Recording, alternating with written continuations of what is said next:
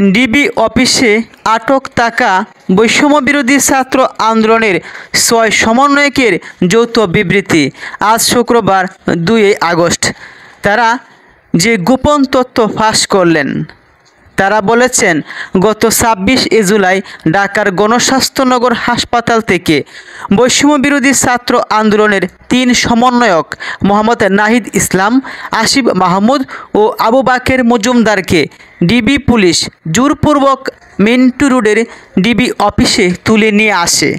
মোহাম্মদ নাহিদ ইসলাম ও আসিফ মাহমুদ হাসপাতালে চিকিৎসারত অবস্থায় ছিল।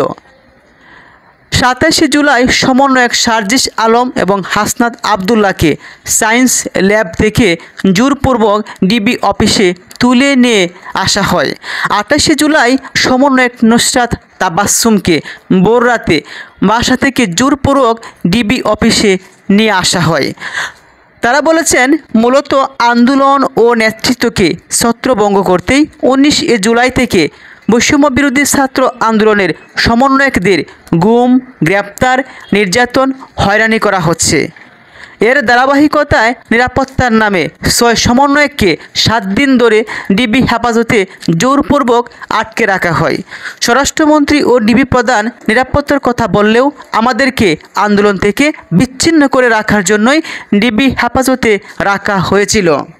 আমরা গুম, গ্রেপ্তার, নির্যাতন থেকে নিরাপত্তা ও নিশ্চয়তা চেয়েছিলাম।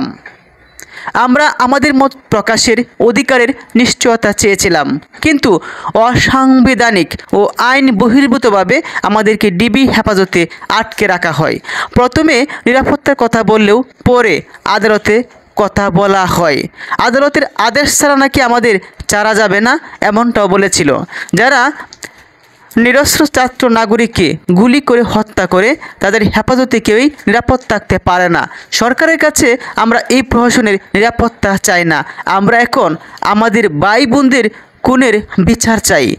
আন্দোলন প্রত্যাহার করে ডিবি অফিস থেকে প্রসারিত হয় সমন্বয়কের ভিডিও স্টেটমেন্টে আমরা স্বেচ্ছায় দেইনি।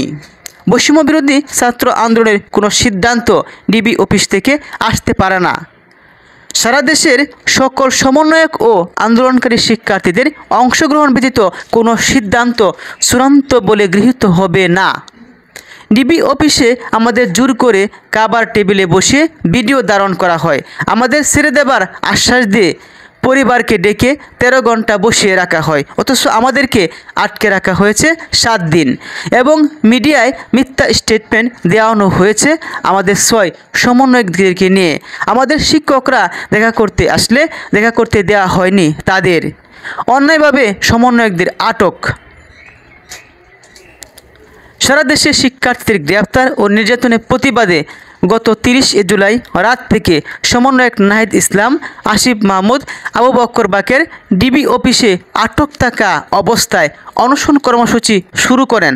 পরবর্তীতে সে তথ্য জানা মাত্র সার্জিস আলম, হাসনাত আবদুল্লাহ ও নুসরাত তাবাসসুম ও অনশন শুরু করেন।